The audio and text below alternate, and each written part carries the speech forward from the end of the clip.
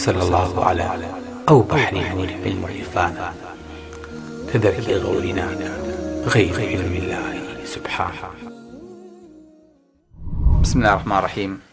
الحمد لله والصلاة والسلام على رسول الله وعلى آله وصحبه ومن والاه. ڕۆژوانانی خۆشەویست، برانی خۆشەویست، خوشکانی ئازیز، خی گەورە تاعات و عیبادەت و نوێژ و تەراویح و قەدری هەمومان قبوڵکە، خی گەورە لێمان وەرگرێ. خۆشەویستانم، ئەم ئێوارەی ئیشاڵڵا بە تەماین دەمتان شیرین کەین، خی گەورە لە باشتا دەمتان شیرین کە و پاداشتی ماندووبوون و توێنێتی و برسێتیمان باتەوە. ڕۆژەکانمان تەنها پێمان نەبڕێ بە برسێتی، شەو نوێژەکانیشمان تەنها بە شەو نخونی. خی گەورە بیکا بە مای چاکە و توێشی و قیامەتمان، چکە زۆر کەس لە قیامەتا پێغەمبەری خوا صلی الله علیه و سلم هیچ پاداشتێکی نییە ئیلا تینە و برسێتی پێبڕاوە. زۆر کەسیش لە شەو نوێژەکانی تەنها شەو نخونی پێبڕاوە. جا گرنگ نییە تۆ چیەکەیت، گرنگ نییە چیمان کردەوە، گرنگ ئەوەیە خی گەورە لێمان قبوڵکە. هەموو جارێ ئەمەتان لە بەرچاو بێ، بڵێ خوایە گیان، ئێمە لە دنیاە لە خوانی پێغەمبەری خوا صلی الله علیه و سلم بێبەش بووین، لە قیامەتە لەسەر خوان و سفری پێغەمبەری خوا صلی الله علیه و سلم کۆمان کەرەوە. خی گەورە ئێمە لە قیامەت لە دنیاە لە بینینی پێغەمبەری خوا صلی الله علیه و سلم بێبەش بووین، لە قیامەتە کۆمان کەرەوە بین. لەبەرەوە دایمە دوعاکانتان بەم ئاراستەیە بێ کە باسی شتێکی پێغەمبەری خوا کرێ صلی الله علیه و سلم، سەیری سفرەکانی خۆتان کەم بزانن ئەو شتە لەسەر خوانەکەی ئێوە هەیە یان خوانی ئێمە جایە لە سفری پێغەمبەری خوا صلی الله علیه و سلم. هەر کاتێ سفرەکانمان نزیک کردەوە لە سفری پێغەمبەری خوا صلی الله علیه و سلم، ئیشەڵڵا ئومێد هەیە لە قیامەت شاری نزیک بین. بۆ چکە لە پێغەمبەری خوا صلی الله علیه و سلم یەکەم شتێک کە داوەتمانەکەی لە قیامەتە بەدەستە پیرۆزەکانی پێغەمبەرە صلی الله علیه و سلم لەسەر حەوزی کەوسەر ئامانەیەتێ. کاتێ یەکەم داوەت پاش ئەو برسێتیە، پاش ئەوەی کە ئەخەنە گۆڕەوە، یەکەم جار دەمە قوچێنیت و دەمبوشکە بێ، یەکەم شت کە ئیخۆینەوە بەدەستی پێغەمبەری خوا صلی الله علیه و سلم. زانە چەند قورسە مۆزوعک. لەبەرەوە محاولە بکەن مادەم داوەتی ئەوین، با لە ئێستەوە ئاگامان لە سفر و خوانی ئەو بێ، بزانین چی خواردووە، بزانین چی کردووە، بزانین چی هەبووە، بۆ ئەوەی کە هیچ نەبێ لە دنیاە شوێن پێکانی هەڵگرین، بۆ ئەوەی کە بەڕێکەی ئەوە بگەینە مەزڵەکەی ئەوە ئینشاءڵڵا. خۆشەویستەکانم، وا دەبمانێک ئەمڕۆ دەمتان شیرین کەین، باسێکی هەنگوین بکەین. هەنگوین وەسفی تەواو نابێ، باسیشی تەواو نابێ. حاڵاکین لە چەند حەڵقەیەکە ئینشاءڵڵا باسێکی هەنگوین کەین، بزانین ئەم ئیهتیمامە بە هەنگوین بۆچی ئیسلام ئەوەنگە ئیهتیمامی بە هەنگوین داوە، بۆچی خی گەورە فەرمێ یەخرج من بطونها شراب مختلف ألوانه فيه شفاء للناس. بۆ ئەمە ئەبێ وابێ، بۆ بە تایبەتی هەنگ. باش ئەگەر خۆ بێتە سەر حەقیقەت،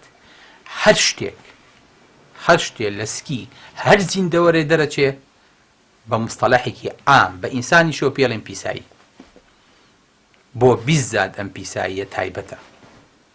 بۆ خی گەورە فەرمێ یەخرج من بطونها شراب، بەڵام مختلف ئەلوانه، هەر شەرابێ بە هەردوو بارەکەیە لە ئینسان دەرەچێ پیسە و نەجیسە و ئینسان لە نوێژە با سوبحان الله. تەنها ئەم هەنگە نەبێ، تەنها ئەم هەنگوینە نەبێ. بۆیە پێغەمبەری خوا صلی الله علیه و سلم حەزی لە هەنگوین بووە و ئیهتیمامی پێداوە. زۆر شتی پێغەمبەری خوا صلی الله علیه و سلم قەناعەتی من وایە حەز نەبووە، بەڵام پێغەمبەری خوا صلی الله علیه و سلم لە شتێکی خواردووە بۆ ئەوەی کە سەرنجی ئومەتەکەی بۆ ڕاکێشێ، چکە سەحابە تەبعیان وا بووە، حەزیان کردو لەوە بخۆن کە پێغەمبەری خوا خواردێتی، حەزیان کردو دەست بۆ ئەوە درێژکەن کە پێغەمبەری خوا صلی الله علیه و سلم دەستی بۆ درێژ کردووە. حەزی خۆیان نەفسی خۆیان نەبووە، قەناعەتیشم وایە پێغەمبەری خوا صلی الله علیه و سلم لە خواردنە حەزی نەفسی تێکەڵ نەبووە، وەکو پێغەمبەرێک تەسەڕوفی کردووە،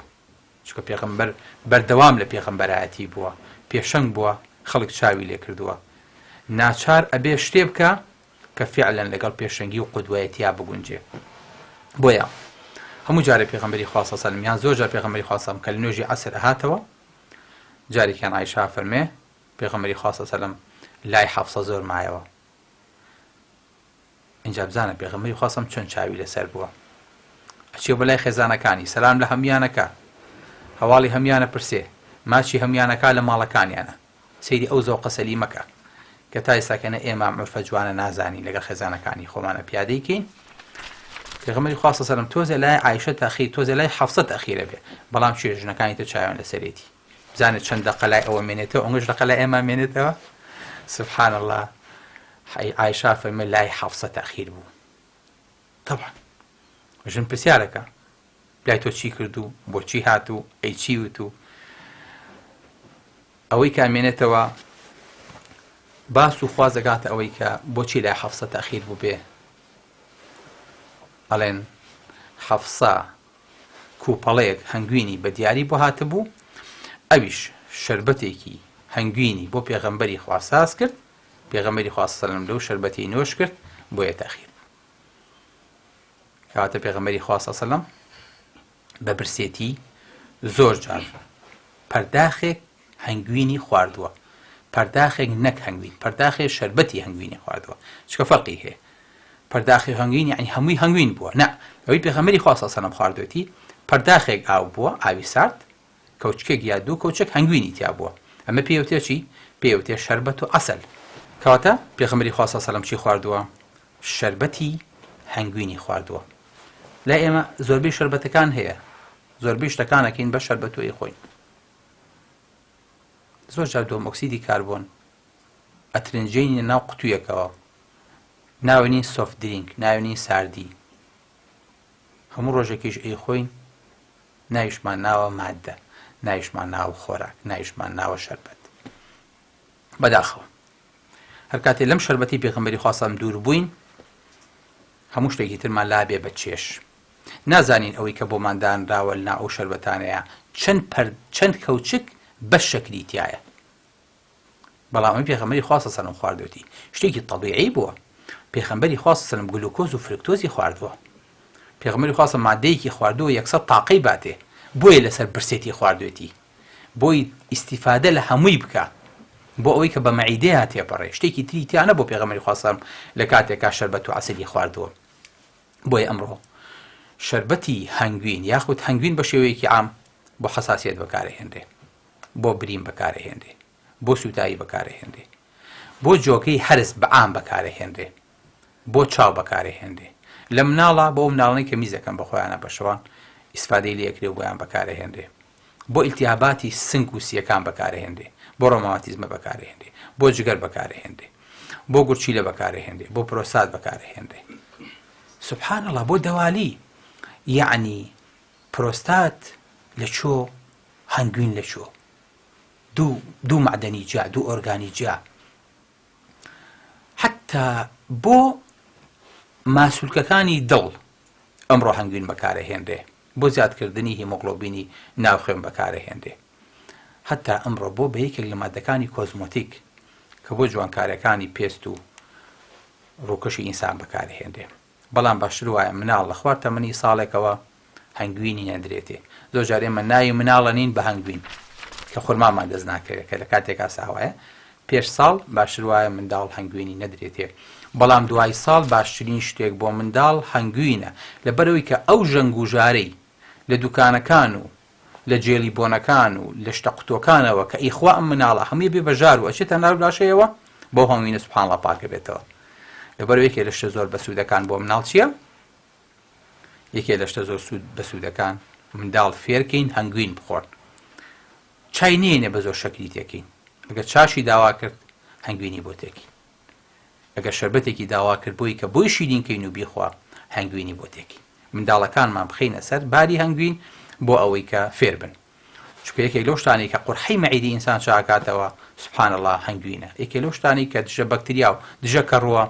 هەنگوینە یەکێک لەو شتانەی کە ڕاضیەکان پێش یاریەکانیان ئەیخۆنەوە چییە؟ هەنگوینە بۆی کە قووەتیان تێبێت و پەکیان نەکەوێت لە کاتی یاریە حتا ئەمڕۆ هەنگوین خۆشەویستەکانم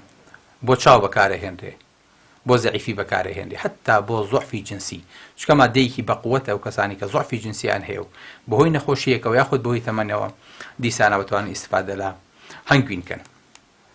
یان ئەو کەسانی کە حاڵەتێکیان هەیە کە پێویستیانەکە زوو بگەڕێنەوە سەر نەخۆشێکە عملیات کراوە یاخود ماوەیەکی زۆری چی نەخواردووە یاخود کەسێکە بە ڕۆژوو بووە باشترین شت بۆی هەنگوینە کە بتوانێت ئیستیفادەی لێ بکە بەڵێ خۆشەویستەکانم هەنگوین مادەیەکی بەسوودە هەنگوین مادەیەکی بەتامە بە چێژە هەر کاتێک کەوچکێ هەنگوینت کردە ناو پەرداخێ ئاوەوە وەکو سونەتی پێغەمبەری خوا صلی الله علیه وسلم گردەکانی ئاوەکە وەکو هەنگوینەکە خۆیان ڕێکەخن وەکو ئەوەیە پەرداخێک هەنگوینە خوارد بێتەوە بەبێ کەم و زیات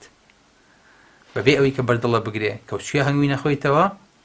زەربی دەیەکەی ئەبێ بە پەرداخێک هەنگوینی کامل ئەی خۆیتەوە نوێشی جانە بێ هیچ نەبێ سونەتێکی پێغەمبەری خوا صلی الله علیه وسلم جێبەجێ کردووە بەڵام هەموو لاشت پێگەشانوتەوە هەم ئاوتدایە بە لاشت هەم تاقە وزتدایە أقول قولي هذا وأستغفر الله لي ولكم والسلام عليكم ورحمة الله وبركاته.